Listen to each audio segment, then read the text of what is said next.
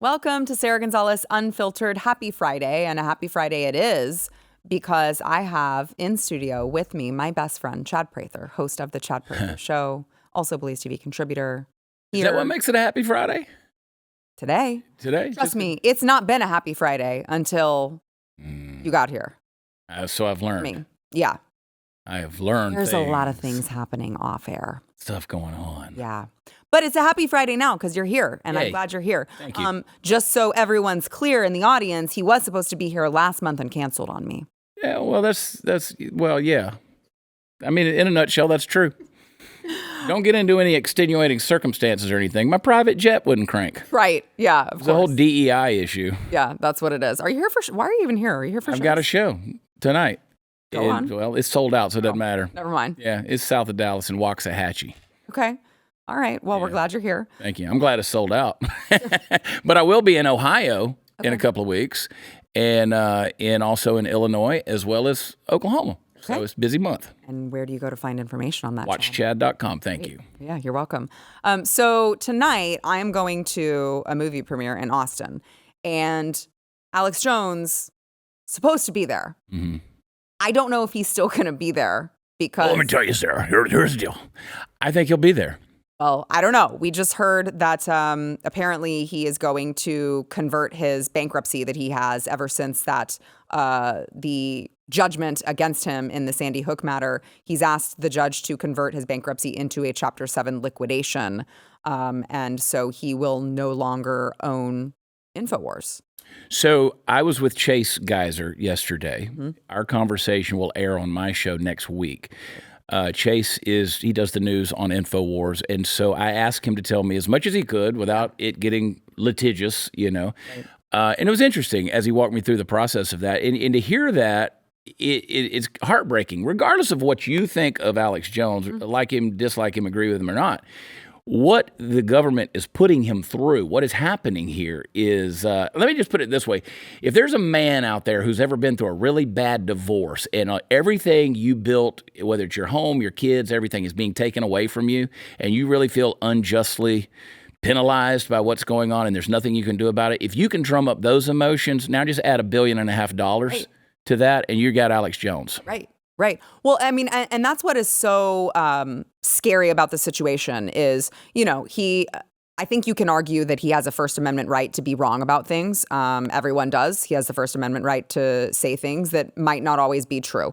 And unfortunately, he pisses off the wrong people. And so he said the wrong thing about Sandy Hook, and he was sued into oblivion. And to Chad's point, of course, the $1.5 billion was intentionally because they knew that they know he can't pay that. Yeah, he's not capable of that. He's not wealthy to that degree. Now, you know, the business side of Infowars is still reasonably healthy. It's still reasonably vibrant, based on some of the numbers that I've seen, but not to that tune. They're trying to make an example of Alex Jones, just like they've tried to make an example of Trump, and they're doing it with Steve Bannon. They're doing it with... the list goes on and on and on. Donald Trump, Ken Paxton. Knocking OAN off the networks. There's so many different things that they're doing right now, but yet we're supposed to be the fascists.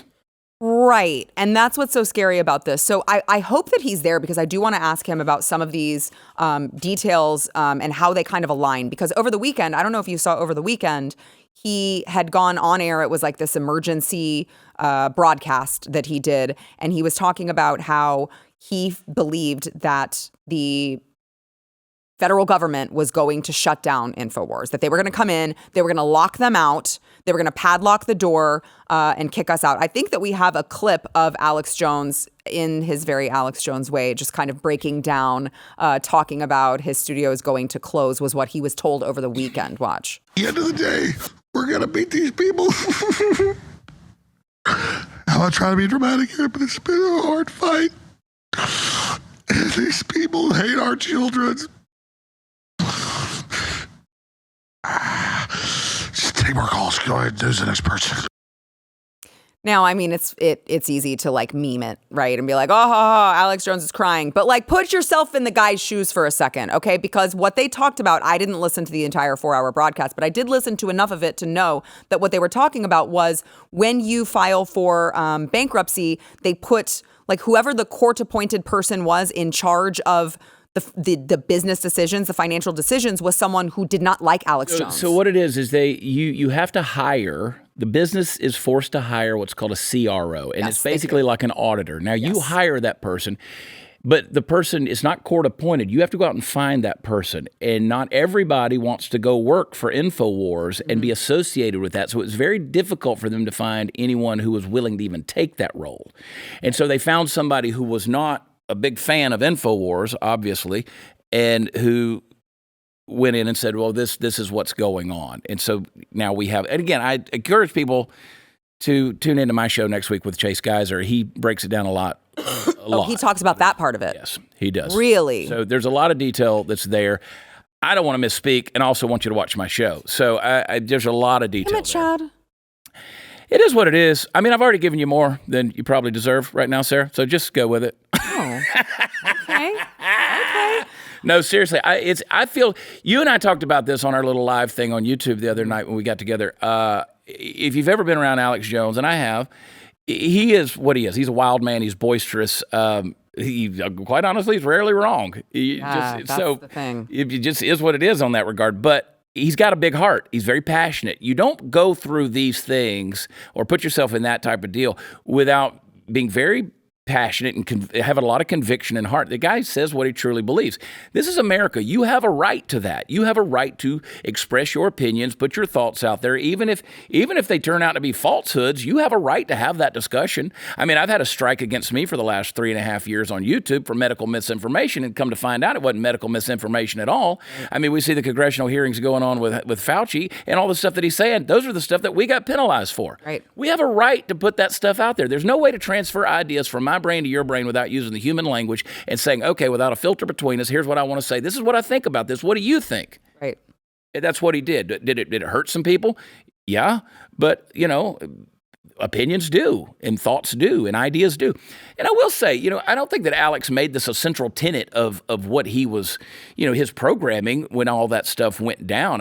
He mentioned it, but, Alex is renowned for his conspiracy theories and floating things out there. And again, a lot of them end up being true. They end up being true. Listen, Alex Jones predicted long before it happened that planes were going to fly into the World Trade Center. You can talk about the frogs being gay. Everybody wants to meme that. Guess what? The frogs are gay. It's true. Happy Pride Month. It's June. I wish we had a couple of gay frogs here right now and I could prove it to you. I don't. They smell like sulfur. I don't know what that has to do with anything, but I feel for Alex. I do in regards to that. And I would feel for anybody being put through this, because it's not like he went out and, Alex Jones didn't go out there and make everybody put an untested vaccination in their arm or anything like that. I mean, he didn't go out there and make everybody six foot distance or wear masks on their children's face or put them behind plexiglass or Zoom calls or let grandma die in the nursing home alone. He didn't do any of that stuff.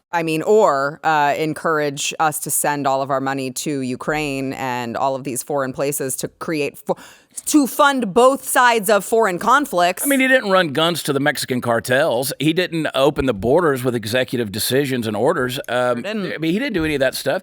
I mean, the guy didn't come out and, misspell or mispronounce Laken Riley's name in a State of the Union address or anything like that. Which, again, that's not illegal. That's just Joe Biden. Well, I would also argue it's not illegal to say you think something happened that may or may not have happened. And the worst of all, let me tell you what Alex Jones didn't do. And if he had done this, I would probably be on the side of those who want to hang him. He didn't put a legal expense in the wrong place. That's a great point. Because that is the end of the republic. He didn't miscategorize a business expense. Yes. Thank God he didn't. You're right, Chad. At that point, I would say shutter the doors and burn it to the ground, and may Infowars die in infamy. Yes, straight to jail. So speaking of that man, which of course we know is Donald Trump, and Chad is speaking tongue-in-cheek, apparently Donald Trump sat down with Dr. Phil on he's got a new media company. And in this interview, Dr. Phil was talking to him about, I think people are worried that Donald Trump is going to be concerned about revenge rather than helping the country. Now, I'm of the opinion that you can actually do both. I'm of the opinion that doing things, taking steps to help the country, like jailing these people, would actually accomplish both. I think that would be very positive for the country and also give him a little sense of retribution. But I want to play for you Donald Trump here talking about, his future work and whether or not he would be concerned with that type of retribution. Watch. I think you have so much to do, you don't have time to get even. You only have time to get right. Well, revenge does take time, I will say that. It does. And sometimes revenge can be justified, Phil. I have to be honest. Sometimes it can. But is the country better or worse for them going after you? I think the country is really worse for what they've done. And I think you see that when you look at the poll numbers, when you see that almost $400 million has poured in since this horrible decision was made. That was a few days ago. Numbers that nobody's ever heard of in politics before. It's a great honor. The people of our country get it. They're very smart. Taken as a whole, I have to say, they're very smart. But it's been an honor being with you. It really has. And I think you'd be very proud of the job we do. So I'm just saying. Yeah. Do both. We could do both because Dr. Phil said, well, do you think the country is better or worse for them doing what they did to you? And I wonder if his next question was going to be, so would it be better or worse if you did the same thing to them? And my answer would unequivocally be better. Yeah, listen. You can't get away with that without some sort of course correction. You just There can't. should be. There has to be. Like, I think that everybody in America at this stage in the game, if they're being truly honest, like in your heart of hearts, in the darkness of night, nobody will hear you question this thing going on with Trump. Everybody knows that this was a political ploy to try to put their... Listen, Merrick Garland studied everything he could study with the J6 case, and he realized there was no course of action to do anything to Trump. And so they had to come up with something else. And so, Jack, whatever his name was, on the federal level, and Fannie, and then...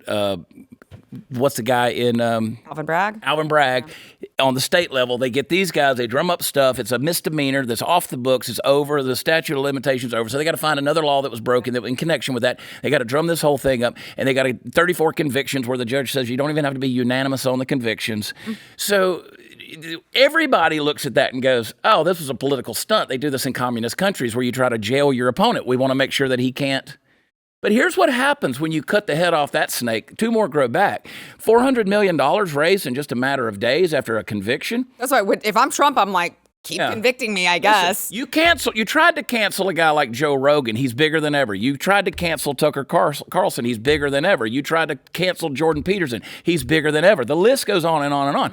You martyr these guys, and I promise you, from that blood springs a lot of stuff, man.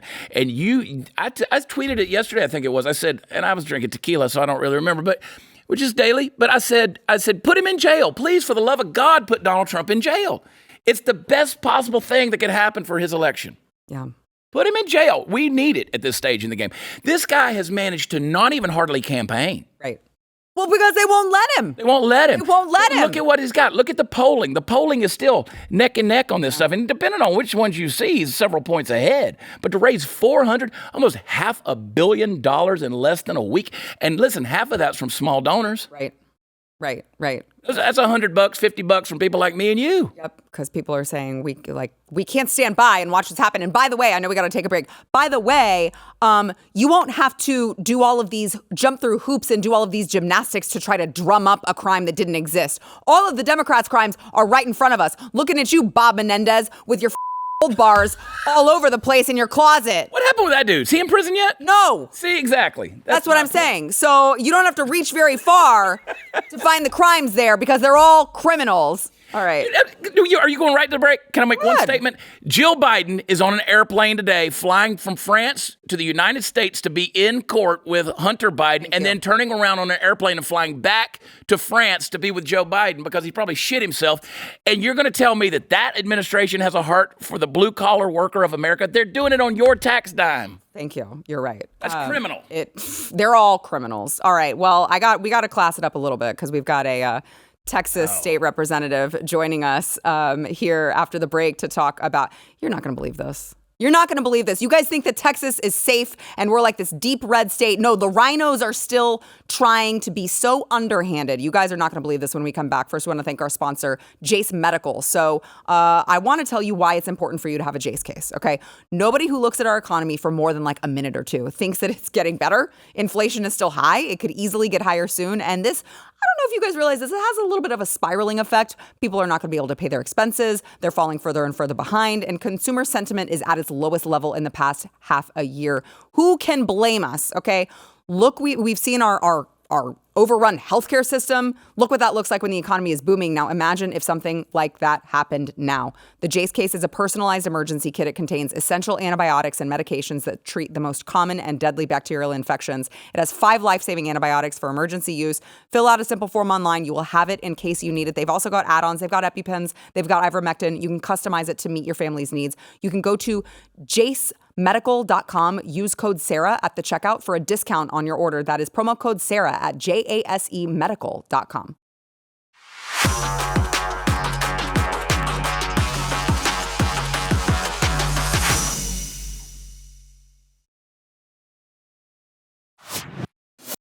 So, Chad, I'm really glad that you're here today because today I want to talk to, we've got here on the mic right now, we've got our friend, Texas State Representative Brian Harrison, who, I'm sorry, Representative. I shouldn't call you that. That's Brian. That's too informal of me. No. So I read online, I want you to give me the details, but tell me if I have this right, that you and Representative Schatzline and who else is it? Representative Tinderholt, yeah.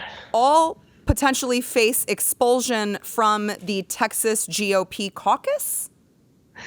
That is correct. We apparently the unpardonable sin of campaigning for actual conservatives who are running for the Texas legislature. Apparently, you can't do that. You can vote for Democrats to be in charge of powerful committees. You can support having a Barack Obama lawyer, running the Texas House. You can vote against Republican Party priorities. But if you endorse conservative candidates, apparently that's just a line too far for the Texas House Republican caucus, or at least some of them. Is that really what they did, Brian? I mean, was their reasoning? Was that what their underlying principle on that whole thing? I mean, what grounds did they have for that? Are they just just a popularity contest? It's sad. This is the same caucus, don't forget, that, endorsed and worked for a whole bunch of liberal Republicans and worked with Democrats to get Dave Phelan reelected. So maybe it's not too surprising. But, Chad, that's exactly what it was. They called and told me that they were launching an official investigation against us that may lead to our expulsion because we campaigned for conservatives that were backed by, Ted Cruz and Governor Abbott and Dan Patrick and Ken Paxton. Wow. So I this is what I read. Tell me again if I have this correctly. I read that allegedly it was Glenn Rogers who filed a complaint, who for the audience, those of you who are listening who don't know who that is, this was someone who just recently was ousted. This was a representative who did not support school choice. And I believe that Governor Abbott also campaigned against this particular gentleman. So are they going to try the same thing with Governor Abbott is what I'm wondering. So I fought against Glenn Rogers on the floor of the House because he was trying to block school choice. And then, yes, the thing that I may be kicked out for is because I went into Glenn Rogers' district with Mike Olcott, who's the conservative running against him, who won, by the way. I went into his district literally with Governor Greg Abbott, and I campaigned side by side with Governor Greg Abbott to defeat Glenn Rogers. And for that, I face expulsion from the Texas House Republican caucus. Yes, you heard that right. You read that right. And yes, it is as insane as it sounds. It really is, because I mean, imagine this. Okay, once you get elected, this is apparently what they're saying. Once you get elected as a Republican, you can have whatever track record you want. You can have whatever voting record you want. You can vote for as many liberal policies as you want, and your fellow Republicans are never allowed to campaign for your challenger? Worse, you can do what a massive number of them did and literally vote multiple times to let radical leftist Democrats chair some of the most powerful committees in the Texas House. That's A-OK with the Texas House Republican caucus, but supporting actual conservatives against liberal so-called Republicans, that is a bridge too far. You know, Brian, you, Tony Tinderholt, Nate Schatzline, Steve Toth, I could list a few others. Y'all are like an amazing boy band that is like, y'all are the actual conservative squad of Austin. And I remind people, you know, when Democrats in Austin took off on an airplane to hide under Nancy Pelosi's skirt a few years ago, you got to remember when they came back, you know, Republicans in the Austin House didn't do anything to them. There was no ramifications or no consequences whatsoever. And I said back then, I said, this is the quote Republicans we have in Austin that are not Republicans at all. And then when men and women like yourself stand up and actually do conservative things, you're penalized for it. This is ridiculous. Where do we go from here on this? No, that's right. They try to punish you. They try to silence you. They try to intimidate you. They bully you. They cut off your microphones. They don't let you speak. They boot us off committees. That is how you are treated if you're a conservative in the Texas House, which under Dade Phelan and liberal speakers before him and his whole current liberal leadership team, the Texas House has become a corrupt den of liberal dysfunction. And I'm so glad you brought up the Democrats' quorum break. Okay, right? The Democrats were so enraged. They wanted so bad to protect their ability to cheat in our elections. They broke quorum, went to D.C., and you know what? The Texas House Republican Caucus is now acting more aggressively to punish me and Representatives Tinderholt, Schatzline, and Toth than they ever did to punish the Democrats who fled the coup, abandoned their post to go protect the ability to cheat in elections. And listen, I'm joking about this because it's honestly, like, if you don't laugh, you're going to cry. I mean, this is so comical and absurd. But it really is it's coming at a very serious time in our state, in our country. I mean, the stakes, as you both know, have never been higher for the future. And the Democrats, they know it and they act like it. The Democrats will stop at absolutely nothing to purge their party of centrists or of moderates as they pursue with reckless abandon their totalitarian objectives. And how are Republicans responding? Well, apparently in the Texas House, they're wanting to purge the House Republican caucus of the handful of conservatives that are trying to keep our word to our voters. And we said we are going to fight with everything we can to protect liberty and freedom for our kids and for our grandkids. That's what we're trying to do. And we appreciate you Thank you doing so that much for so that. much. Yeah. So do we know when, like, is there an impending vote that is scheduled? Like, where are we at in the process? Because I would imagine that once they, you know, everyone got word, all of the constituents got word that they were actually trying to punish the most conservative fighters in the Texas House. I would imagine that their constituents didn't respond well. So do we know where we're at in this process? So you know what? I say this all the time. Transparency is like kryptonite in the Austin swamp. And they, I think, were completely caught off guard. They thought that they were going to be able to bully us and this would happen sort of under the cloak of darkness and of secrecy. And I was thinking a couple mornings ago, you know, as we were heading up, quite frankly, to the D-Day anniversary, I was thinking about another American hero, Nathan Hale, you know, who was executed for his patriotism, and his last words, you know, that he only regrets that he has but one life to give for his country. And I said, you know what? Because they asked us for a formal response. I said, you want a formal response? And this is what we put in writing to the Texas House Republican Caucus. We said, you have asked us for a formal response to our potential expulsion. Here it is. We only regret that we have but one caucus membership to lose for our country. That was our formal response. We went public. We told the voters of the state of Texas what's happening, because the only way that this betrayal of Republican voters has been able to go on for decades in the Texas House is because Texas voters have no idea that it's happening. I was proud to serve under President Trump, and every historic victory that we delivered for the American people, there was a coalition that fought us tooth and nail. It was the radical Democrats, their mouthpieces in the mainstream media, and maybe worse of all, weak liberal establishment Republicans. And I was shocked to learn when I got elected that same coalition still governs the Texas House, and Republicans. I've never seen anything swampier. I did the battle against the swamp in D.C., but I've never seen anything swampier than Republican candidates, Republican officials telling their voters, vote for me, I'll stand up to the radical left. Vote for me, I'll fight against the Democrats that want to destroy liberty for your kids. And then the second they get in office, they vote to put those Democrats in power, and they collude with them to destroy liberty. I've had enough. We're peeling back the curtain on this corrupt betrayal of Republican voters, and the swamp, the uniparty, they cannot stand it, and they're out to punish us. Yeah. Well, so tell our viewers, what is there anything that we can do to, like, apply pressure? Is there someone that we can call? What can people do to help? Well, look, I mean, I don't know why any elected Republican wouldn't speak out against this. Like, if you're an elected Republican in the House and you call yourself a conservative, maybe this would be the kind of thing you would want to speak out against so that your voters know whose side you're on. Because what's going to happen is the officers of the caucus are going to vote maybe as soon as today or tomorrow, I don't know. And then if it moves on from there, it goes to the full body to vote whether to kick us out or punish us in some other way. So that's what's going to happen. But I can't imagine, any Republicans sort of standing on the sidelines while this purge, this political witch hunt, persecution of conservatives happens, while they're standing and watching it. Because the voters of the state of Texas, the voters that gave Republicans the governor's mansion, lieutenant governor's office, every statewide official, big majorities in the Texas House and Senate, Republican voters in Texas don't want this. But you know what? If this is what it takes for voters to have their eyes open, similarly to the way they had their eyes open when Ken Paxton was illegally impeached in the House, then maybe for the long-term health of the state of Texas, maybe it's good that they see this type of betrayal happen right in front of their eyes. Yeah, you guys start your own caucus, and it will actually be the conservative caucus. That's what we would know if you guys were a part of it. That's the actual conservative caucus to be a part of. Well, let me just say this, Brian, and I'll let you go. Here's a message to all of the people who call themselves conservatives in the Texas House. If you participate in this charade and you vote against and you vote maybe for expelling these particular conservative members, you're gonna see me. I'm gonna show up to your offices and I'm likely going to ambush you with a camera, and you don't want that. So let this serve as a final warning. That's all. That's all I had to say. Something tells me they don't want you showing up, Sarah. That's all I had to say.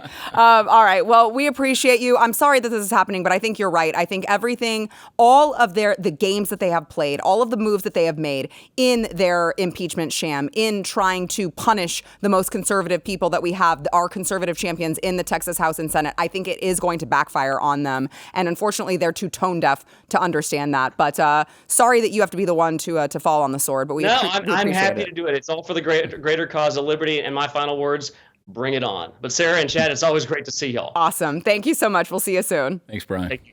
See ya.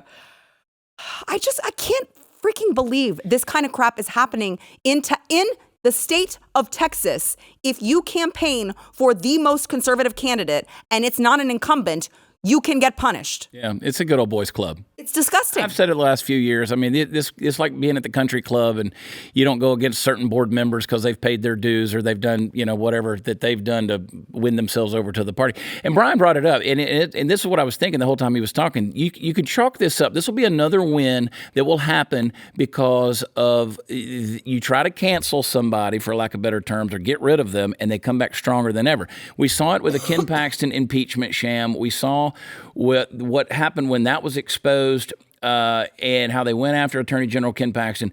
And what were the results? We saw more grassroots candidates win their district for the Republican side than anytime I can remember in the primary election. Yeah. So you keep trying to cut these guys down, they just come back stronger and stronger. That's the world we live in, folks. This cancel culture idea that we're just going to get rid of you, we're going to vote you out of our club or whatever, it's going to backfire on you every single time. I don't know why people continue to try to do it. They won't learn the lesson. They won't learn the lesson. They're going to have to learn the hard way. They just had, 15 of their incumbents ousted because they couldn't learn the lesson. Apparently, that's not enough. They need more. That's fine. We'll do it. Come on. That's fine. All right, let's go ahead and... What's crazy is you will show up with the camera. You will do it. I've already done it. I know you have. You love it. I do. You kind of want the opportunity. I mean... I know you.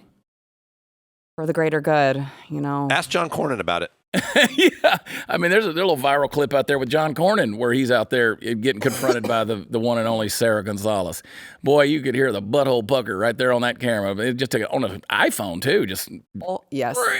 Also, my own representative, who, unfortunately for her, will not be my representative after November. So that's how that worked out for her. Just saying. I would say this, a lot of very powerful villains, if you will, that's us. They've awakened to what's happening out there.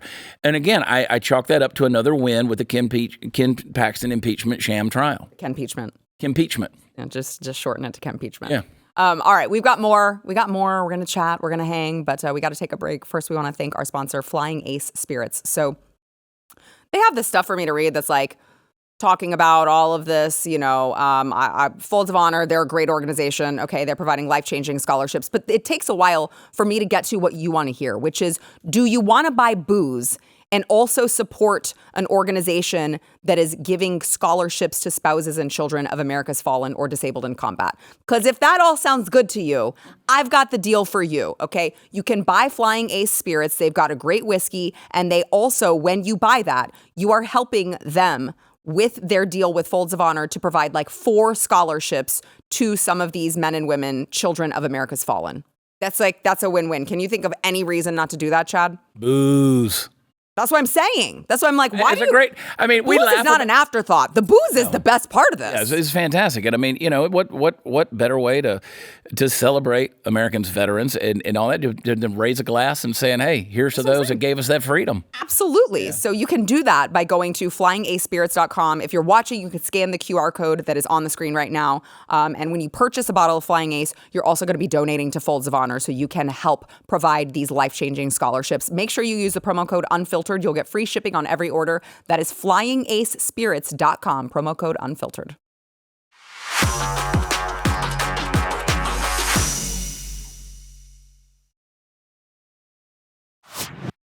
So we talk about the issue of illegal immigration and the problems at the border all the time. And it used to be that this was a problem that felt like we were isolated with, right? Because we live on the border and we are the ones who feel the brunt of it. And people who live in the North couldn't really relate because it wasn't an issue that they had to deal with. But now that's changing. And I think with that change comes the change in opinion of some of these previously lifelong Democrat voters, potentially. All right. I'm just saying, go to a Chicago, city council meeting and listen to the Chicago residents who are standing there saying, get these people out of our shelters, get these people out of our hotels, get these people out of our schools because my kid can't go to school because you're housing illegal immigrants. Maybe we should not do that anymore. And so now we see all of a sudden this problem is a nationwide problem. And to that point, 1 in 5 New York City hotels are now being used as shelters for illegal immigrants. And so this is causing significant changes in the entire hotel industry. And it's driving up accommodation prices across the city, creating a tighter market for regular tourists and business travelers. So the average price of a hotel room in the city, in New York City, based on 2023 data, is $301 per night. That is a record. It is an 8.5 increase from 2022 costs. Obviously, if you look back to 2024, once we are able to look back on 2024, it's going to be even higher than that, right? And it seems to be that there is no end in sight. And I'm just saying, I would like to at least let's just put out there, congratulations on being a sanctuary city, New York City. That's what you wanted. I hope you enjoy your decision because that is what you wanted. And you wanted to tell us that we were all racist and xenophobic and all the phobics because we didn't want to be a sanctuary city. And now you get to live out your dream. But now Eric Adams, the mayor of New York City, he wants sugar banned in the city. That matters. He wants to reduce the use of sugar in the city. You're kidding. No, it's true. And there's another little obscure story. At the entrance of the subway stations, there's swarms of bees. But Eric Adams has come out and said he doesn't want to get rid of the bees. He wants to make sure the bees are protected at all costs. I figure he probably would be putting them in some of these hotels and also giving them a prepaid credit card. But this is the issue. You want to bring in people. You work hard to build yourself a tent city and live homeless in poverty, and then somebody comes in there and takes that from you. They ruin it, right? And I still say, New York City used to be a great place to be homeless, and now they're messing that up too. Yeah, they are. Because now somebody's got to be even more homeless than me. Not only are you homeless, you're not even American. You're countryless, and you're taking my stuff. That's bad. That's how blessed we are as a first world country in America when the homeless are pissed off because their property's being taken away and it ain't even their property. They got a claim to it. But think about it. The logic that you need, the mental gymnastics you got to do to put through all of this stuff is real. And so I still say that when Letitia James went after Trump Tower there in New York City, right there at Columbus Circle, I bet if she could have gotten her hands on it, they would have turned it into a place for illegals to live. Yeah. I think that was the goal. I think that's what they wanted to do, because what bigger slap in the face to Donald Trump than to take his glorious hotel and fill it with migrants? I don't like that term, but you know what I'm saying. Illegals. Illegals. Illegal aliens. So I want to play, kind of to that point, I want to play a clip here of Diana Sanchez. This is a member of the National Day Laborer Network. And I want to play she's going to give you her thoughts on Joe Biden's border policy. Watch. 4 years ago, when he was running for president, he said he was going to support the immigrant community. Sandy came, it was undocumented day laborers who went and they helped rebuild the city. When it was COVID-19, it was undocumented community members as well as minority that kept this city running. Isn't this so glorious that now we've created all of these radicals and nothing that Joe Biden does is going to be good enough. So he's got people blasting him, rightfully so, on the border being wide open. And now he has his own people blasting him for not doing enough for the millions and millions of illegal immigrants that he has unlawfully let through. You got to love it. Or go read, and there's thousands coming now, even since he's supposedly going to take these executive actions. They said, we're coming anyway. Yes. And so we'll see what happens when they hit the border because they're coming. I'm sure Joe and Kamala will come out and say, don't.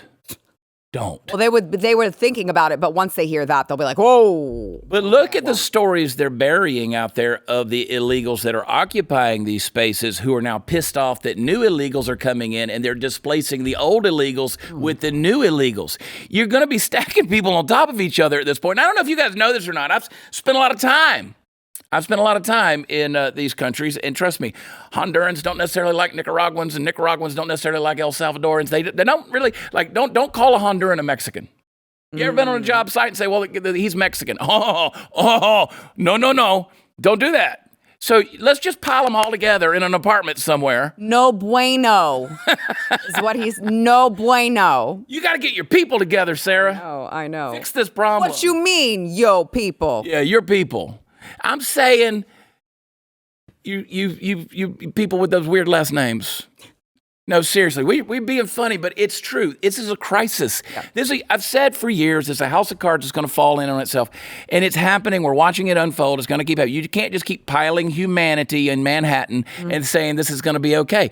Listen, Joe Biden secretly granted amnesty to 320,000 illegals last week. Nobody talked about that. Then you have one of these illegals that shoots, or a couple of them that shoot two cops in New York City.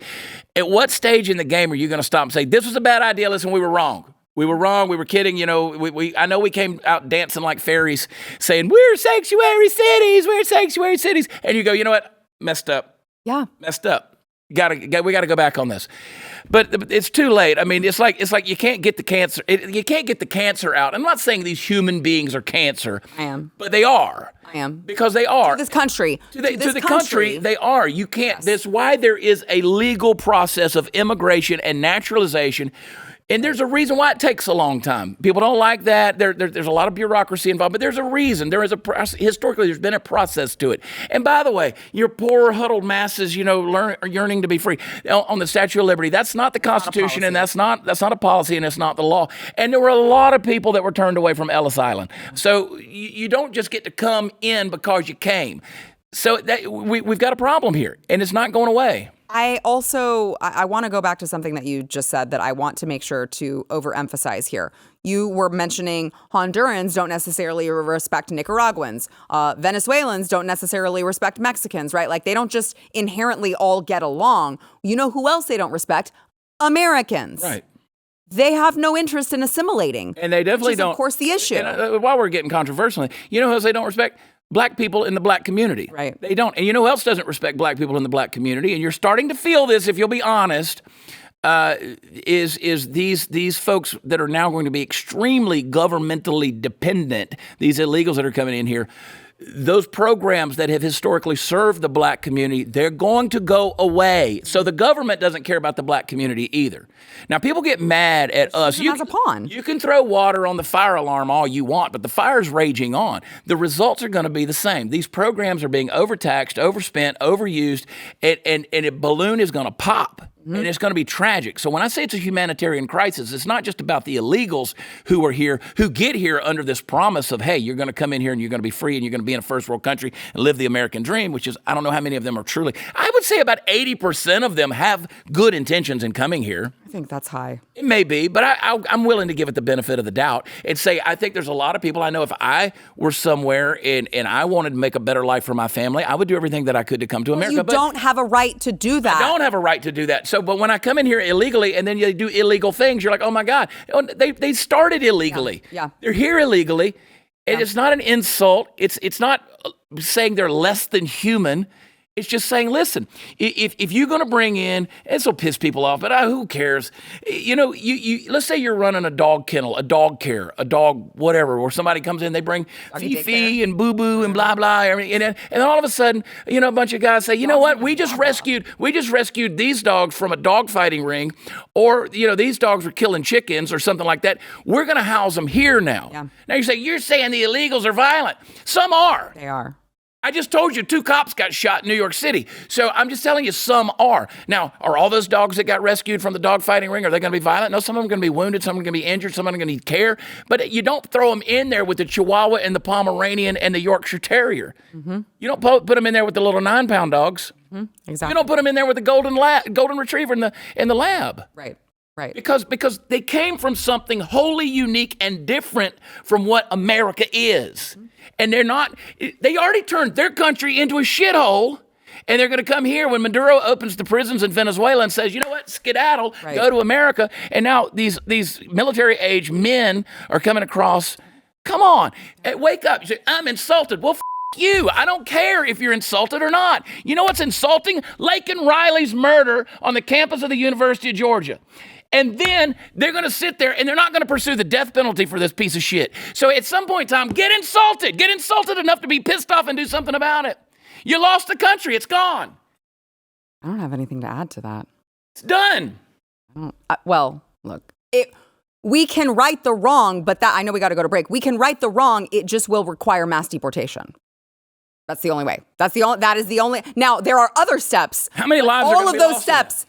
All of those steps have to include mass deportation. That's it. I'm not willing to consider any other solution other than one of the parts being we need to get these people out of our country, period.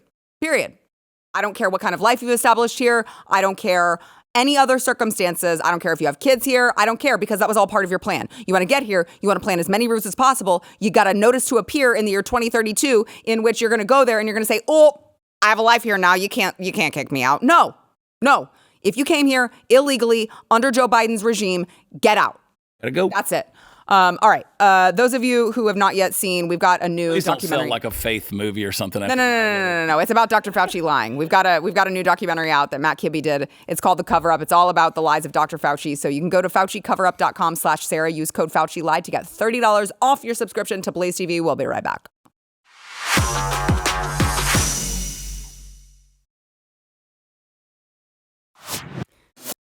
Chad, are you excited? The latest Star Wars installment it's dropped right in time for Pride Month. Oh God, this is where we're going with this. Listen, I know nothing about this, but I'll tell you this. I predicted this a while back. As soon as the last Star Wars movie happened and they had their little celebration scene after the whatever one, and then they had the 2 women kissing in the celebration scene. I don't know if you recall seeing that. It happened. I mean, there were 2 alien women kissing each other. And I was like, oh, good. And I was like, okay, so this is where we know now where this is going. Well, apparently you do. And congratulations, everyone. Right in time for Pride Month. We now know, it's been confirmed by the lead actress and the creator of this series, that this is the gayest Star Wars movie out there. Watch. I want to ask you both because this is, I would say, arguably the gayest Star Wars, I think, by a considerable margin. And are you excited about that? Are you bracing yourself? Star Wars. Not the It's pretty gay, let's be honest.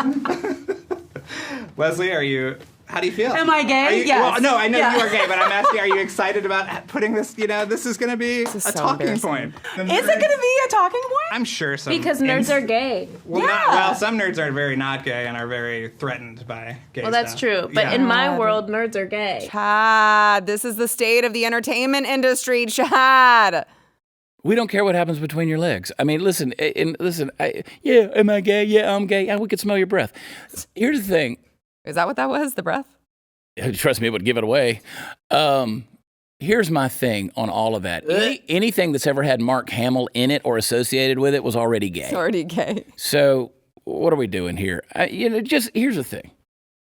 Here's the thing. Just you're gonna do it. I don't know why do we got to talk about it and bring it up? And people are like, you're a homophobe. No, I'm just a straight man. I'm not attracted to gay stuff. So imagine if you went everywhere talking about how much you like heterosexual. Yeah, sex. Imagine imagine you're such a Chad. Okay, well imagine if I was a Chad and every time you got around me, I want to tell you about my sexual escapades. Right. I wanted to tell you who I scored with last night or another notch on the belt or bedpost. I mean, after a while, you'd be like, this dude's really a joke. I mean, he's a douchebag. Why does he all he ever wants to do is talk about sex? You would just separate yourself from that. And we're happy to just separate ourselves from it, except you got to keep throwing it in everybody's face. And after a while, it's like, we don't care what you're doing. We don't need to hear about it nonstop. Right. Stop it. And also stop trying to pretend like that much of the population is gay. I mean, 48% or trans, of, or whatever, right? It's like you don't. 48% of our children in America today are all trans. I mean, there's a new stat that came out. Trying. Yeah. That's what they're trying to do. Absolutely. That's so they're like, thing. we need equal representation in movies. No, we don't. And don't even begin. We don't. And don't even know. And don't even start acting like the L's and the G's and the B's and the T's and the 2's and the A's and the pluses they even get along with each other. They don't. No. So stop trying to act like this is one big happy family rainbow community. You don't get along. Y'all bitch and bicker just like everybody else. Listen. You want whatever you want to do in the privacy of your bedroom. Like it pisses me off. Everybody changes their profile picture or whatever that says we wish you an uncomfortable Pride Month. You're the one sticking things in your butt that ain't supposed to be there. So as far as I'm concerned, you're the one with the discomfort.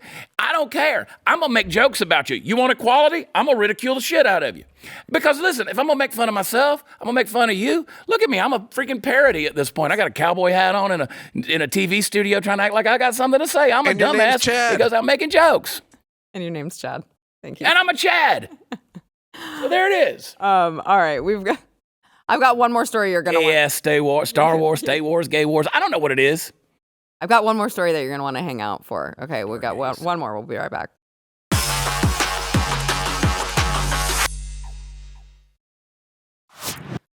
Well, also in honor of Pride Month, I guess, the newly crowned Miss Maryland USA is the first trans woman to hold the title.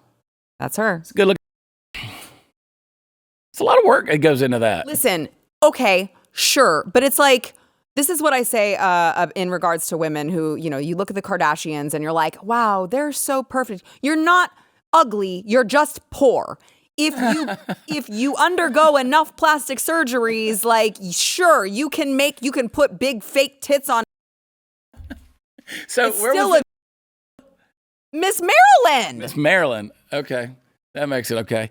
So she was Miss Maryland, and she was crowned what? Miss Maryland? Miss Maryland. Okay, so this is not the Miss Universe. Because I don't know if the owner of the Miss Universe thing came out last week and said that a trans person can't win. Officially, they can compete in the Miss Universe, but they can't win it. And it gave a whole long reason. My reason is just because you're an ugly.